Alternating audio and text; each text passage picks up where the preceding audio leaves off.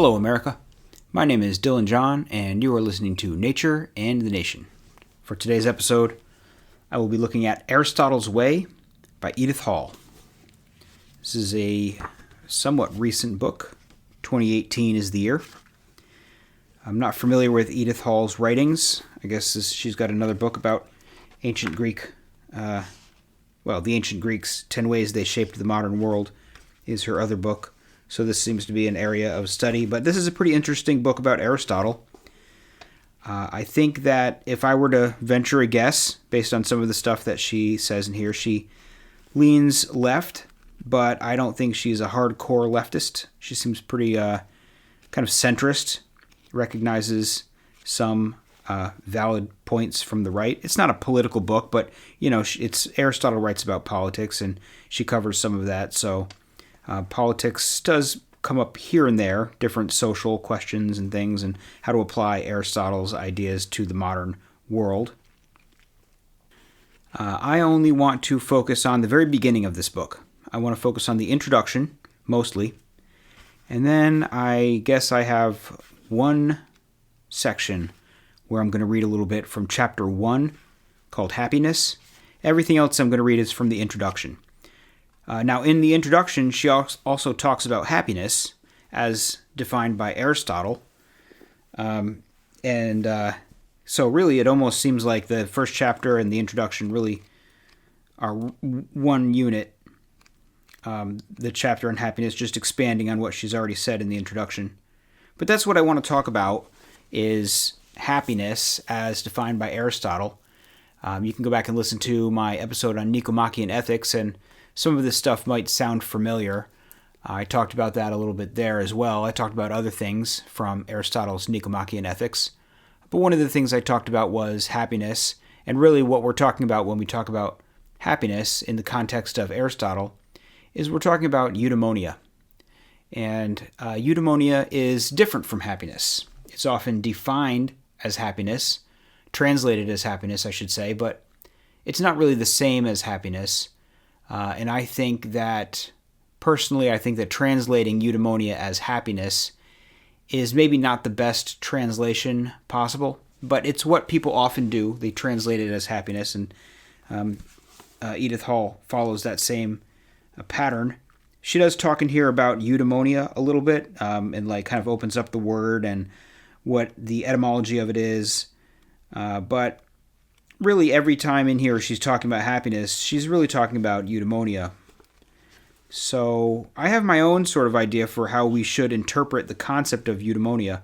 Words change over time, the definition changes, and even from one century to the next in the Greek world, a word would change its definition a little bit. I don't think there's any reason that we need to go back and look at eudaimonia and say, this is how we must understand the word, is the way that Aristotle understood it or the way that Aristotle defined it. Times change and words change their meanings over time. This is something that has been locked down by the existence of dictionaries. Before there were dictionaries, languages were very fluid and words would change their meanings over time. Dictionaries, the publication of dictionaries and encyclopedias and stuff, really locked down the spelling of words, which used to sort of fluctuate, locked down the definitions of words. But we don't need to be totally bound to ancient dictionaries, right? We can look at words and say, is there a possible way for us to define this more in keeping with the modern world? So that's something that I'm going to explore a little bit in here in my examination of happiness as explored by Edith Hall, with some commentary of my own. Like all my episodes, I'm going to read some of the sections here from the introduction, and like I said, one from chapter 1, and I'll provide a little bit of commentary about how I think we should interpret what she's writing about. And I'm not going to give an awful lot more introduction here. I'll just get in and start reading this section here where she says, quote, "Becoming subjectively happy as an individual," Aristotle insisted, "is your unique and momentous responsibility. It is also a great gift. It is within most people's power, regardless of their circumstances, to decide to become happier. But understanding happiness as an internal, personal state is still ambiguous. What is happiness, then? Modern philosophers come at subjective happiness from three different directions. The first approach is connected with psychology and psychiatric medicine and suggests that happiness is the opposite of depression, a private emotional state experienced as a continuous sequence of moods. It involves a positive, upbeat attitude. It could theoretically be enjoyed by someone without aspirations, who sat watching television all day every day but felt permanently in good spirits. This might be a matter of temperament, perhaps inherited. A cheerful disposition does seem to run in families. According to some Eastern philosophies, this emotional state can be cultivated by techniques like transcendental meditation. Western philosophers speculate it may even be related to naturally high levels of the chemical serotonin, the neurotransmitter many physicians and psychiatrists believe is crucial to the maintenance of mood balance, and that is deficient in depressed people. A buoyant disposition is enviable, but many of us are not born with it. Modern antidepressants, which can benefit people either in temporary grief in reaction to life events or suffering from endogenous persistent depression, mostly enhance the levels of serotonin. But is a cheerful outlook happiness? Can a life spent watching television qualify as happiness? Aristotle, for whom happiness required the fulfillment of human potentialities, would have said no. End quote. So what we have here is the examination of happiness, and she says that modern philosophers have proposed three types of happiness. And this discusses just the first of those, which is essentially good spirits, being in a good mood, having a good outlook on life, a cheerful disposition.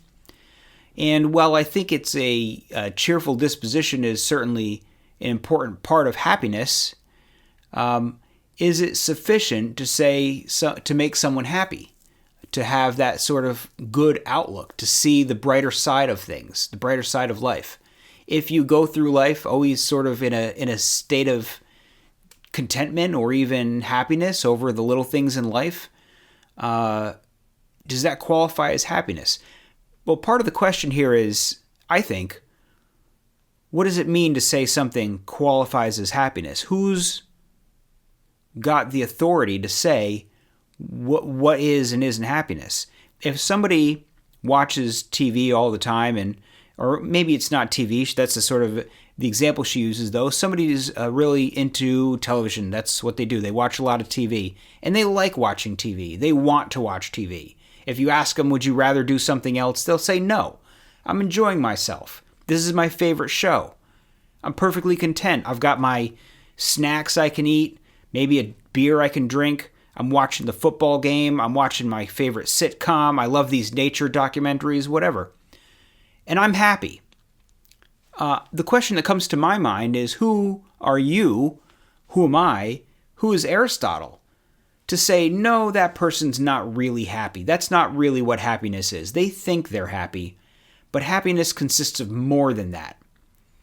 That's a sort of shallow happiness, and there's a better happiness somewhere else. Some other thing is more could make someone more happy than just being in a good disposition, right? I mean, maybe somebody does things that are fulfilling. Maybe they find reading philosophy or writing philosophy fulfilling. Maybe they find donating their time to the local homeless shelter as fulfilling. And someone might say, well, the person who donates their time to the homeless shelter is achieving a better sort of happiness through the things that they do. But who's to say that? Well, you could say they're pursuing a virtuous life, and the pursuit of virtue provides a sense of inner fulfillment and happiness that's better than or different from the sort of happiness that one would have by just having a cheerful outlook and not actually doing anything substantial with their life, just going through the motions, going to work and coming home, but having a smile on their face all the time while they do it. I don't know who's authorized to say which one is truly happy? Is it possible that you could say to someone, no, you think you're happy, but you're not really happy. You're just in a state of contentment, and you don't know you're happy because you've never been happy in the correct way. You've never been properly happy. So I think this brings about a question in my mind of who's to say what happiness is other than the person who's living it and experiencing it. Is it the place of philosophers to say what happiness is for other people? To say, here's what happiness is, here's how you should be happy, here's the right way to be happy? Or can someone just define happiness for themselves as what they would prefer to do? If you're doing something that you would prefer to do, if I'd prefer to watch TV and I would prefer not to spend my time at the homeless shelter, maybe I have a belief that too much time spent at the homeless shelter distorts your view of the world, or maybe whatever it may be. There are a million reasons why someone might say that's not really what I want to do, or that's maybe not even a virtuous activity. It just feels virtuous. It's just self-aggrandizing. It's making yourself feel like you're better than other people by the charity that you devote. Who knows? But doesn't it sort of depend on a set of values that someone might have to determine what the virtuous behavior is? If happiness comes from doing virtuous things, that comes down to a question of what virtuous things even are. What are virtues and what are values and what kind of activity qualifies? It all becomes pretty subjective, and it all becomes very, very much like one person presuming authority to make these kind of decisions as to what happiness is. A lot of questions unfold, I think, when we start asking what happiness is. So from there, I'm going to jump into the next section. Pretty much immediately following that one, she says, quote, "The second contemporary philosophical approach to subjective happiness is hedonism. The idea that happiness is defined by the total proportion of our lives we spend enjoying ourselves, experiencing pleasure, or feeling delight and ecstasy. Hedonism, the word comes from hedoni, the ancient Greek word for pleasure, has ancient roots. The Indian school of philosophy, known as Charvaka, founded in the 6th century BC, espoused the view that the enjoyment of heaven lies in eating delicious food, keeping company of young women, using fine clothes, perfumes, garlands, sandal paste. A fool wears himself out by penances and fasts. A century later, one of Socrates' students, Aristippus from Cyrene in North Africa, developed a system of ethics called hedonistic egoism. He wrote a book on ancient luxury, about the exploits of pleasure-seeking philosophers. Aristippus averred that everyone should experience as much physical and sensory pleasure as soon as possible, without concern for the consequences. Hedonism became fashionable again when the utilitarians, beginning with Jeremy Bentham, argued that the correct basis for moral decisions and action was whatever would achieve the greatest happiness for the greatest number. Bentham believed that this principle could help in the creation of laws. In his 1789 manifesto, An Introduction to the Principles of Morals and Legislation, he actually designed an algorithm for quantitative hedonism to measure the total pleasure quotient produced by any given action. The algorithm is often called the hedonic calculus. Bentham laid out the variables. How intense is the pleasure? How long will it last?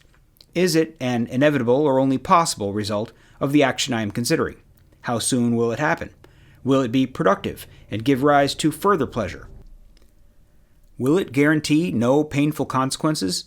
How many people will experience it? Bentham was interested in the total amount rather than the type of pleasure. Quantity, not quality. If film actor Errol Flynn was telling the truth about his mental experiences in his dying words, "I've had a hell of a lot of fun and I've enjoyed every minute of it," reportedly, then, according to the quantitative hedonist, he had been a very happy man indeed. End quote. So here we get introduced to hedonism, which is not entirely the same as the first mindset. Here is where it really comes down to pleasure and pain, and that achieving happiness is really really amounts to maximizing the pleasure that you experience and minimizing the pain. A life sought pursuing pleasure and achieving that pleasure, having experiences that you value, is a good life. Now, hedonism gets a bad rap sometimes because I think people often present a kind of vulgarized version of hedonism where what hedonism means to some people is just do whatever you want, do whatever feels good now, consequences be damned, live for the moment, let tomorrow deal with itself, don't prepare, the ant and the grasshopper, well, be the grasshopper and fiddle away, and then when winter comes, there'll be an ant who will take you in, there'll be someone else who will do all the hard work. This is a vulgar, characterized straw man version of hedonism. As you can see, that Bentham's vision is that you do have to take into account, is this going to bring negative consequences down the road? It's not just immediate pleasure, but the action that you're taking considered in the context of everything else. Is this going to bring me pleasure without all sorts of negative downstream consequences? That has to be measured. Is it going to bring pleasure to a greater number of people? Or are we just talking about my pleasure at someone else's expense? Bentham and utilitarianism doesn't believe that you should be doing things that are good for you and bad for other people in order to benefit yourself, in order to maximize your own pleasure, that we all should be trying to maximize the total amount of pleasure achieved and experienced by the greatest number of people. So the more you do things that make other people happy or bring pleasure to other people or reduce the pain that other people experience, then you're increasing the total amount of pleasure in the world and decreasing the amount of pain in the world, and therefore you're doing good things, and therefore that's the aim. And now, is that going to bring you happiness to reduce the pain of other people? It's almost like a collective happiness. Like we all should be aiming at the happiness of the community, and you shouldn't aim for just your own happiness. I mean, if pleasure is happiness, then you shouldn't necessarily aim at just maximizing your happiness, but that you should be aiming at maximizing the total amount of happiness in the community. And if other people are doing the same, then we can all be happy together. It's a little more sophisticated than just the base straw man caricature that we often get of hedonism and of utilitarianism. But there's more to it than that. She says, quote, "For Bentham's disciple, John Stuart Mill, quantitative hedonism did not distinguish human happiness from the happiness of pigs, which could be provided with incessant physical pleasures. So Mill introduced the idea that there were different levels and types of pleasure. Bodily pleasures that we share with animals, such as the pleasure we gain from eating or sex, are lower pleasures. Mental pleasures, such as those we derive from the arts, intellectual debate, or good behavior, are higher and more valuable. This version of hedonist philosophical theory is usually called prudential hedonism or qualitative hedonism.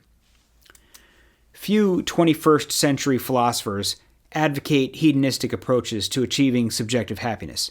The theory was dealt a severe blow in 1974 when Harvard professor Robert Nozick published Anarchy, State, and Utopia, in which he envisioned a machine capable of giving people continuous pleasurable experiences throughout their lives. These people would not be able to differentiate these simulated machine experiences from real life. Would anyone choose to be hooked up to the machine? No, we want reality. Therefore, logically speaking, people do not regard favorable sensations as the exclusive determining factor in overall subjective happiness." Nozick was writing just before the dawn of the age of mass ownership of computers and the idea of virtual reality. His thought experiment grabbed the public imagination and was associated with the orgasmatron machine in Woody Allen's movie Sleeper. Maybe a day will come when most humans would opt for the certainty of perpetual simulated delight over the risky business of lived experience, but not yet. End quote. So here we have John Stuart Mill and a development of of hedonism, a development of utilitarianism that says, well, if you're just after the most basic pleasures, like the pleasures of eating or the pleasures of sex, the biological pleasures, those are the pleasures of pigs. There's no difference between human pleasures and the pleasures of animals. He says that's a lower form of pleasure. And there are different gradients of pleasure. There are different types of pleasure. And experiencing art, intellectual debate, maybe reading philosophy, is a higher form of pleasure. And so they shouldn't all be counted as the same. We should be pursuing higher forms of pleasure and not lower forms of pleasure. And this, I think, makes people feel a little more comfortable with hedonism or utilitarianism. It takes another step away from just, immediate physical sensation, like just get drunk. That's the ultimate goal of life. Take drugs, get drunk, have sex, fulfill your bodily desires. It aims at something a little bit higher, quote unquote, higher and better and more rewarding, more substantial and less shallow. And I think people are a little more comfortable with that. But again, one has to ask, who really is the decider here? John Stuart Mill says that some other things are better than like food, but I have to wonder, is the pleasure that you might get from grinding through Being in Time by Martin Heidegger, is that pleasure inherently better and more valuable and more worthy and worthwhile than, say, a plate of really good sushi from a high-quality sushi restaurant? Especially if it's one where you can also enjoy conversation. But even if it's just you eating sushi and enjoying and savoring the delicious flavor, or if you don't like sushi, maybe it's something else, But let's say it's something healthy, so that you're not, we're not talking just eating Cheetos. Maybe you're eating a steak, and it's well cooked and well seasoned, and you're enjoying the moment of that meal that you're eating, or making love to someone that you really care about and you're really like into the romance and everything else and the candlelight and the whole nine yards. Is that lower and more base and more and less worthy than like pushing through some dense philosophical treatise? Of course, the philosopher will always tell you that the greatest pleasure that you can engage in is philosophy. But does that apply to everybody? Do we think that the local carpenter should be devoting all of his time to philosophy if that's not what he chose to do with his life? If he does other things, if he has a family and he likes to play games with his family and watch TV and go to work, and he feels a sense of pride from being able to be a provider, do we think that he needs to engage in some sort of higher pleasure that may just frustrate him and he may not really be all that interested in? Who is John Stuart Mill and who is Aristotle and who am I to say, here's what the correct type of happiness is. Here's what the correct type of pleasure is. Here is the higher pleasure, the sort of thing that I do, and here is the lower pleasure, the sort of thing that you do. Who never trust a philosopher when they tell you how great philosophy is. They're just people like everybody else, and they have vested interests. Be a little skeptical when they tell you that the particular things that they enjoy are higher pleasures than the sort of pig-like activities that the common person finds pleasure in. Who really decides? What is the measurement? What tool of measurement? What yardstick can we possibly use that we can all agree on to determine what the better pleasure is and the worst pleasure? Is there such a yardstick? Should there be? Can there be? Do we want to find this yardstick, or should we say no yardstick exists and all pleasures are can only be determined in their value by the person who's experiencing them?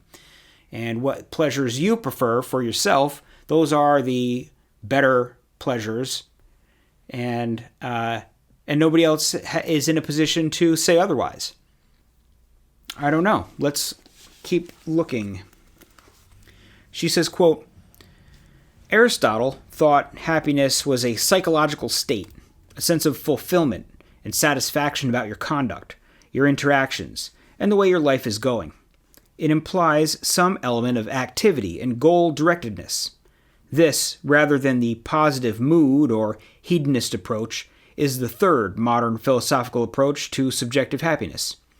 It is a philosophical approach based on analyzing and modifying your own ambitions, behavior, and responses to the world. It comes directly from Aristotle. Aristotle believed that if you train yourself to be good by working on your virtues and controlling your vices, you will discover that a happy state of mind comes from habitually doing the right thing. If you begin deliberately to smile in a welcoming way every time your child approaches, you will start doing it unconsciously.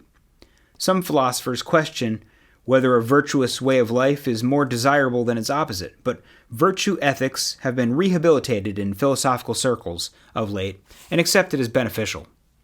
Aristotle saw all virtues as part of an integrated bundle, but recent thinkers have tended to divide them into subcategories.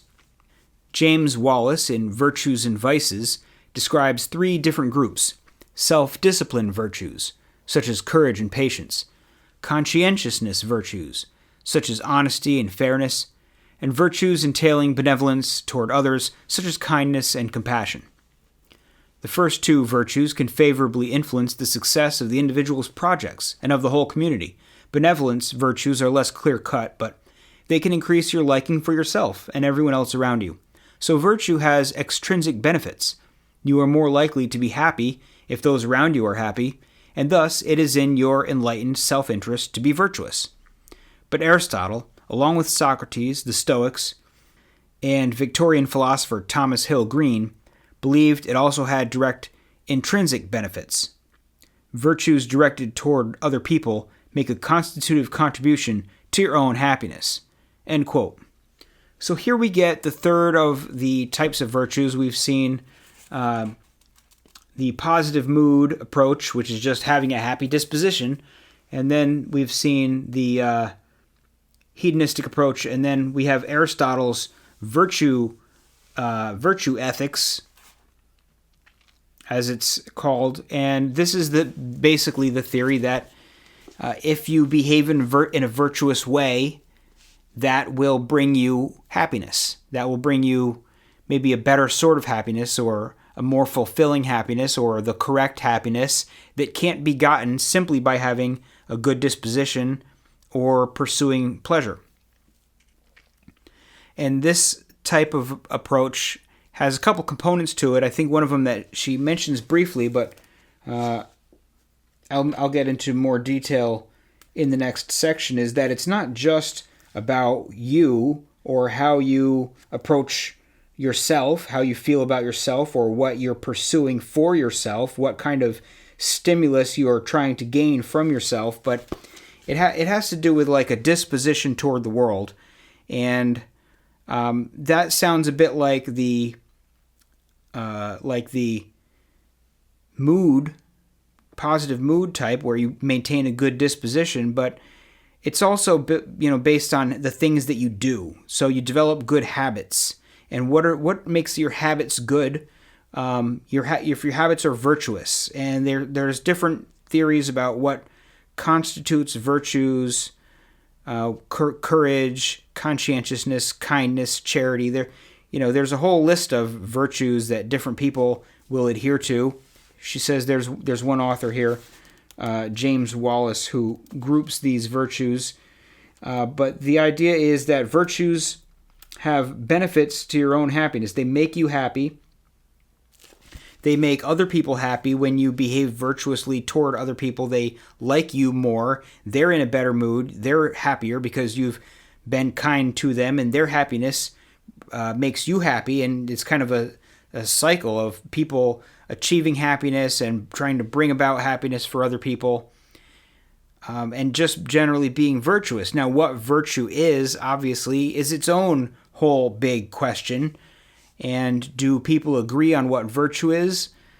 I think there's a sort of rough agreement, but there's definitely not an exact agreement. And sometimes the differences between what different belief systems consider virtuous can be pretty stark. A lot of times it's really just a difference of degree, but if the difference of degree is significant enough that one virtue becomes considered the grand virtue that everything else sort of has to work itself around, that version of virtue ethics is going to be quite in conflict with another sort of virtue ethics that proposes an entirely different virtue as the be-all, end-all of what virtue is. Aristotle in Nicomachean Ethics identified a couple of different virtues, but one thing that was important was that he said that no virtue should be taken too far. It turns into vice. The golden mean. You want to embrace courage, but you don't want to be foolhardy, and you also don't want to be cowardly. You want to find the right amount of courage, and the right amount of courage is maybe different for different people and different in different circumstances. And that sort of begins to seem like maybe a cop-out, that there's just no answer. But it's not the whole world of virtue ethics is not the sort of thing that can be, have an algorithm derived. One thing that is often stressed in virtue ethics is that it's a little bit particular to circumstances. And there's a sort of action involved here, right? I mean, you're habitually doing the right thing. That's what you do. You habitually do the right thing, and you acquire a happy state of mind. But many times the question just sort of puts it off a little bit further down the road. Like, well, what is the right thing? If you habitually do the right thing, you will have a happy state of mind. But what is the right thing? And maybe the right thing is just that which, when done habitually, will bring you a happy state of mind. But then doesn't that mean that sitting on the couch watching television might be the right thing that you habitually do because it makes you happy to do it? There has to be something to pin down a little bit more clearly what qualifies something as a virtue. Is your tendency to sit and watch television, are you embodying any virtue by doing so? I can't necessarily pin down a virtue that you're exemplifying, but at least you're not doing anything destructive. You're not hurting other people while you do it. So maybe that's worth something. But at any rate, the nature of virtue has to be kind of defined here in a way that means something for this Aristotelian virtue ethics to make sense. Virtue has to be pinned down, and it has to be pinned down by something that's not self-referential, where just you do it and it brings you happiness, and you know what to do because it brings you happiness. I think the expectation here is that you could go to somebody and you could tell them, you could go to the fellow sitting on the couch watching TV all day, and you could tell him, hey, if you were to do thus and such, instead of watching TV all day, you would achieve a higher, more profound, better, more rewarding, more satisfactory state of happiness, such that if you were to do that and achieve that state of happiness, you would then be in a position to look back and say, well, I used to sit on the couch and watch the TV all day, and now I pursue virtue, and I try to cultivate virtue in myself, which involves something different than what I used to do, and I'm in a position to compare the two, and I find that the virtuous life is better.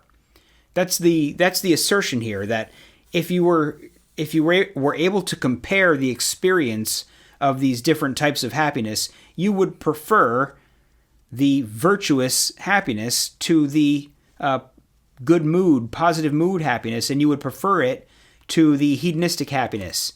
The pursuit of virtue is rewarding in and of itself. It provides you with a measurably, observably better type of happiness. And how true that is would really depend on pinning down what these virtues are, and then beyond that could only be probably judged by experience.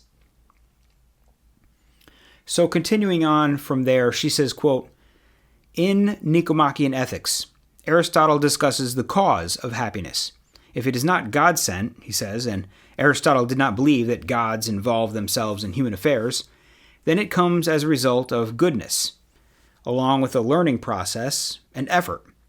The constituents of happiness can be described and analyzed like the subject matter in any other branch of knowledge, such as astronomy or biology.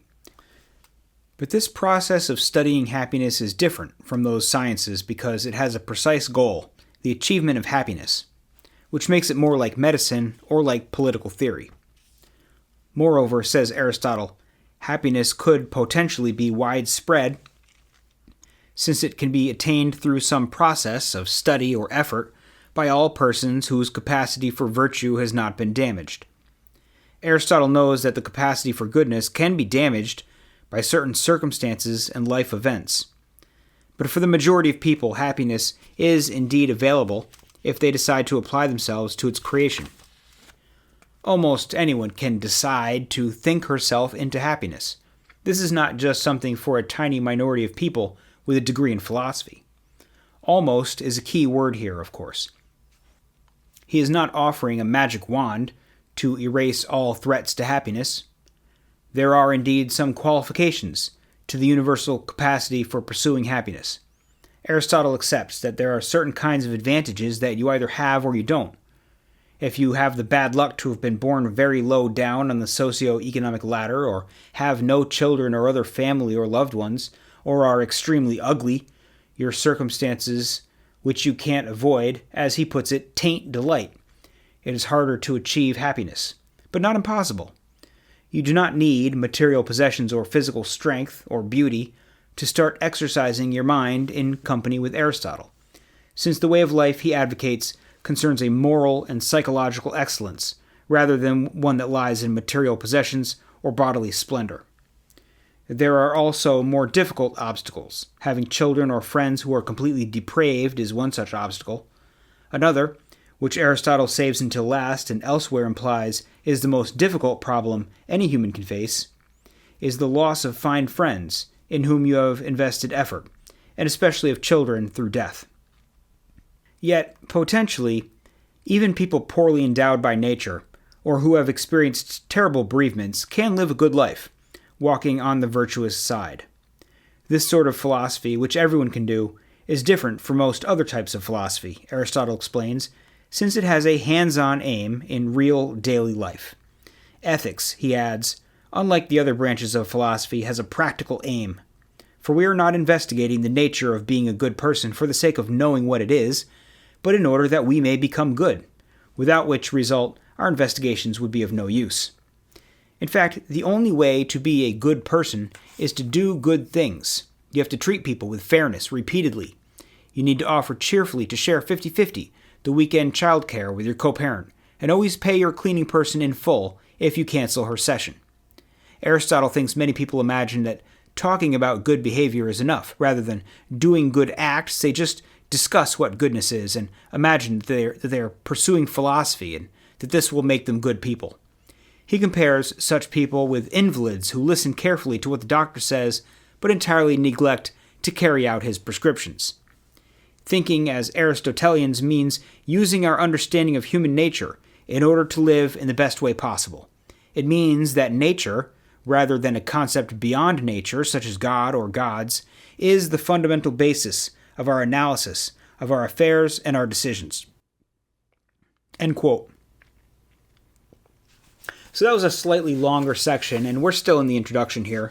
But she points back to Nicomachean Ethics and where he talks a little bit about where happiness comes from and how happiness comes about in the world. And he says it's not from gods, but it comes from being good. It comes from goodness, and along with the learning process and effort. And that it's a kind of a study, but it's a sort of study that has an aim. And if you're just studying it and not enacting it, then you're not really engaging in ethical study properly. It really comes down to you study ethics in order to embody these ethics, in order to be a good person. And of course, there's always this tie that if you are a good person, like happiness is attached to that. Happiness will come from that. But again, what is good? Like, you should offer cheerfully to share 50-50 the weekend childcare with your co-parent. Maybe you should do that, but maybe you shouldn't do that. Maybe the circumstances are not correct for that. Maybe you have only daughters. Maybe you're a man and you have a couple of daughters, and they love spending time with their dad, of course, but you can't necessarily raise them to be women in the same way that your wife can, or that your baby mama, whatever, can. Or if you're a woman with sons, maybe they need to spend more time with their father than with their mother. Or maybe you are doing something that's going to, change the world, and you just need to say, I can't take them this weekend. I'm busy. Flying to the International Space Station, and I need you to just take them for 2 weekends in a row. It's hard to say. I mean, a lot of this comes down to your values. Do you have to pay your cleaning person in full if you cancel her session? Well, maybe you should do that because you're booked and you cancel. If you cancel at the last possible minute, then you pay. But if you cancel 2 weeks in advance, do you still have to pay in full? I don't know. But the point is that there's no clear-cut answer here directly from Aristotle. Ultimately, it's somewhere along the line, you just have to assert what you think good is, good behavior. I mean, this Edith Hall is a student of Aristotle, but she also, I think, at various points just has to assert her beliefs about what good behavior is. And, obviously the rest of the book goes into more detail about what good behavior is and how you should behave. But a lot of it is a judgment call. There's something intuitive. There's something inside you that says, here is the good behavior. And it's not just a natural inclination. It has to do with how you were raised. And it has to do with what your society thinks. If you come from a society with one set of beliefs, you're going to propose that the virtuous behavior that you should engage in is probably somewhat aligned with what your social norms are, and your society as a whole says you should behave like this. Then you're probably going to be more inclined to make that assertion yourself, and someone else from a different society is going to make a different assertion. And who's right? Again, who has the accurate measuring stick to say what your good behavior is? If it's all about engaging in good behavior, building a habit of behaving well in the world, and that your happiness is going to come largely from being the sort of person that does the right thing, again, you're just sort of kicking the definition down the road a little bit. And I think that's fine, because largely virtue is something at the end of the day that comes from, has its boundaries set up by our society. There's nothing wrong with you proposing a set of virtues that fit your society, and me proposing a set of virtues that fit my society, and maybe they're not the same. Maybe what you think people should be doing and what sort of habits people should be building, and the habits that I propose aren't the same set of habits. And maybe there's nothing wrong with that, because maybe it's not just a hard and fast set of rules, and maybe even two people within the same society are going to have different inclinations as to what is good and what is bad, and which one is correct. And is it, of course, then possible for somebody to propose something that's completely depraved, or completely selfish, or completely naive, or whatever, that is just not a good idea for what a set of virtues should look like? Might propose something that's outlandish. Where does it go wrong? Who says what's right and what's wrong? I think society kind of has to be the consensus built up, the tradition that has been built up over the years, and the consensus that has been formed, and the trial and error that has been undertaken in societies for many generations to build up a collective sense of what those virtues are, because you kind of learn from your parents and your society, and the things that you're passing down to your kids, or that you're learning from your parents, that have gone through multiple generations and become a set of norms. They've stood the test of time. That's what tradition is. It's behaviors and norms that have stood the test of time. And if they don't yield fruit, eventually they get abandoned. And if they do yield fruit, and if they do enhance society, enhance people's lives, then they do find their way into the collective traditions of the society. So does that mean you should be totally adhering to social norms? People have a sense of their own decision making, and sometimes it's correct to push back against social norms. So I guess part of my point here is that there are tendencies. There are tendencies, but there are not hard and fast rules. There's a tendency that what you should do as what sorts of behaviors you should call virtuous, and what sorts of habits you should attempt to instill in yourself in order to be virtue, in order to theoretically find happiness, is the set of virtues that you get from the set of ideas that you get from your society. And that's the best guide that you have. And you can deviate from that, and you can push back against that, but you should really only deviate from it and push back against it for a reason. And you should give it more, you should probably give your social norms and your traditions more weight in your decision making than your own impulses. But again, I don't know if we've really defined what happiness even is here.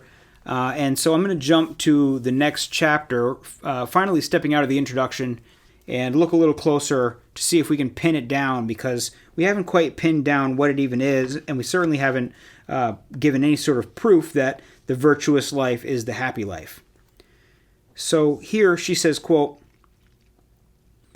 "A primordial Greek proverb maintained that nobody could ever be called happy until they were dead. It was a favorite saying of Solon, an Athenian leader and one of the 7 wise men of the Greeks. He once visited the fabulously wealthy king of Lydia, Croesus. Croesus wanted Solon to agree that he, Croesus, was the happiest man in the world. He was annoyed when Solon chose an ordinary Athenian named Tellus, who lived a long life, lived to see all his grandchildren, all of whom survived him, and died fighting for the country he loved. Solon's point was that misfortune could strike at any time, and so a person's total happiness cannot be assessed until after they have died. This turned out to be eerily prophetic. Croesus' son was soon afterward killed in an accident, his wife committed suicide, and he lost his kingdom to the Persians. Aristotle cites Solon's precept and approves of it insofar as it requires thinking about your future and how you are going to face the challenges it brings.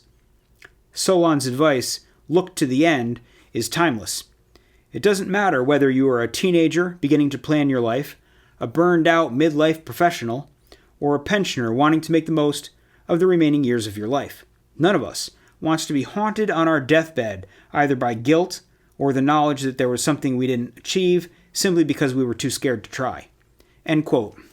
Okay, so I think there's a lot in this brief section that is very important. And just to work backward for a moment, what happened to Croesus, where his son died in an accident and his wife killed herself, and then he lost his kingdom to the Persians, and there was a sort of happiness that he wasn't able to achieve. He says basically Solon was prophetic, because in the end Croesus didn't really achieve the sort of end of life happiness that Tellus achieved. He was happy up to a point. He had a sort of happiness up to a point, but then there came a point when he lost that happiness through the various misfortunes that he underwent. And then when she tries to bring that back to Aristotle and to how to live a good life, she says, well, Solon gives this advice, look to the end of your life and think about planning your future. You should be trying to achieve happiness in the future, and you don't want to be, you don't want to be old on your deathbed in an unhappy state because you're looking back over your life and you're thinking that there was something that you wanted to do but you didn't do. You have some sort of regrets over the things that you didn't do. But that's not what Croesus experiences, and this is an important distinction. It sort of gets flipped around a little bit to what she shaped into the message that she's trying to give, but it's not exactly the message that can be taken from the story of Croesus, at least, that Croesus isn't necessarily old and thinking, oh, I wish I had done this differently. I wish I had taken the time to spend. Maybe he might say, I wish I had taken the time to spend with my son before he died, or I wish I had done this differently or experienced whatever. But what Croesus is experiencing is misfortune. The accident that happened to his son was no fault of his. He can't have regrets about the way that he treated his son. Maybe he treated his son very well, which is why it was all the more painful for him. Maybe he loved his wife very much and he doesn't have regrets about, oh, I shouldn't have yelled at her that time, or she wouldn't have killed herself, or whatever. Maybe he had a great relationship with his wife, which just makes her suicide all the more inexplicable and painful for him. Maybe he was a very good king, and losing his kingdom to the Persians was just a sad fact of life. It's not that you should worry about necessarily living your life in such a way. I mean, you should live your life in such a way that you aren't filled with regrets, but there's certainly more to it than that has befallen Croesus, that has robbed him of his happiness, that he was no fault of his own.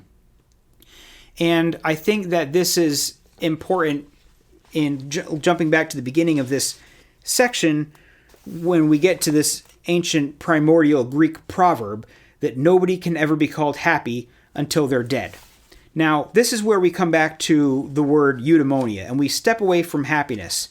And there's a slight conflict here, because if we jump back a couple sections, she says, Aristotle thought happiness was a psychological state, a sense of fulfillment and satisfaction about your conduct, your interactions, and the way your life is going. If happiness is a psychological state, then it certainly doesn't make any sense to say that no one can be truly called happy until they're dead. Because when you're dead, you don't have a psychological state. If happiness is partly like your disposition toward the world, your sense of your own virtue, the amount of pleasure that you acquire, if it's a little bit of all three of these things that we've discussed, there's a little bit of hedonism, a little bit of like, you're experiencing pleasures and that makes you happy. You have a good disposition and that makes you happy. And you're virtuous and that makes you happy. But none of those three things apply when you're dead, right? You're not virtuous when you're dead. You're not experiencing pleasure or having a good, cheerful disposition when you're dead. So how could that possibly be the same sort of happiness that could be measured when you're dead? Maybe Croesus at that time, when he talked to Solon and Croesus are talking, and maybe at that moment of that conversation, Croesus is experiencing valuable, worthwhile, qualitative, hedonistic pleasures, the good things in life. Maybe he is an avid fan of philosophers and a patron of the arts, and he has great respect for the sculptors of Greece, and maybe he has all sorts, he's a king and he's got all sorts of delicious meals, and maybe he has a very cheerful disposition, and maybe he's a very virtuous man. Maybe he hits all three of those check boxes.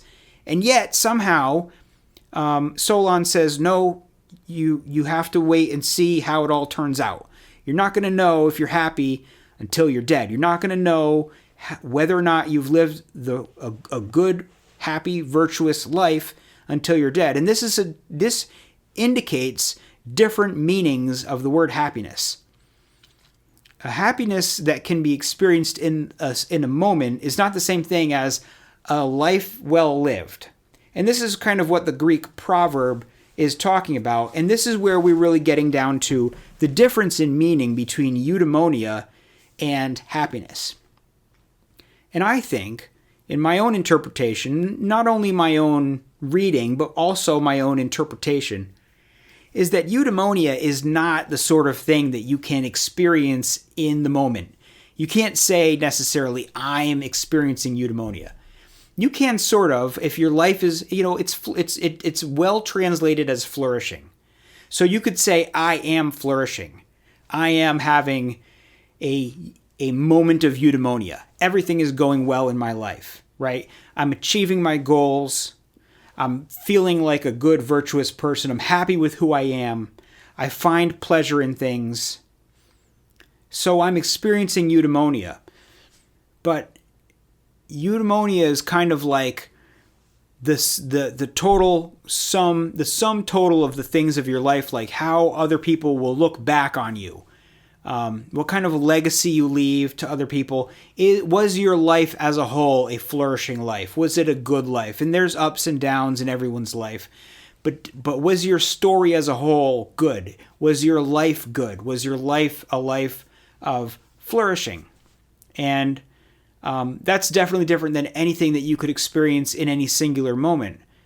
So to me, eudaimonia has much more to do with the whole expanse of your life. And like, why does that, like, if you can't really say definitively whether someone has, like, let's say you live a good life all the way through, everything is going well, and then you die a very ignoble death. And you can't necessarily appreciate the ignobility, the perhaps mortifying embarrassment of the way that you die.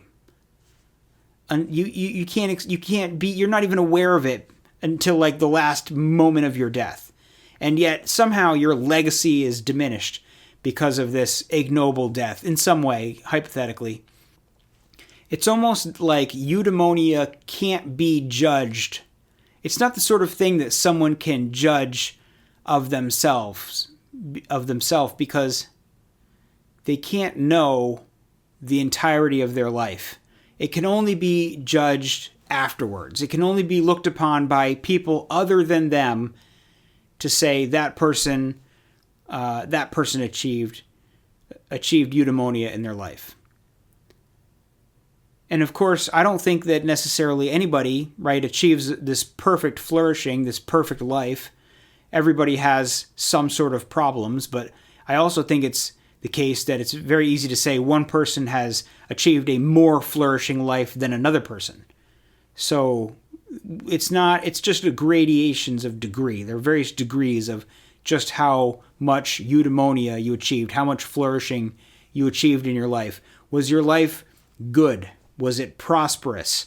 And I think that as I'll probably discuss, not in this episode, but in future episodes, I think this points back to evolution and your evolutionary success, your ability and your, not just ability, but in fact, whether you procreate, whether you pass on your genetic code to your offspring and give them all of the tools that they need to continue spreading the genetic code. In other words, eudaimonia is how well, to me, and this might seem a little odd, but how well you have served your genetic code.